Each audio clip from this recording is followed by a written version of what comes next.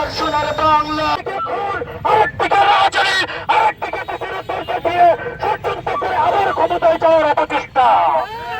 সন্ত্রাসীদের ঠিকানা সন্ত্রাসীদের সর্বোচ্চ চেষ্টা করা হয়েছে। আমরা চাই এর শিকড় কিন্তু শিকড় থেকে যত প্রকার সন্ত্রাসী এদের আছে সবাইকে আমি আহ্বান জানাবো। আমার হাজির হাইর করেছে যারা হামলা করেছে এই জয়পুরহাট থেকে আমার একটি আন্দোলন শুরু হয়ে থাকে এই বলে আমি এই ছিল।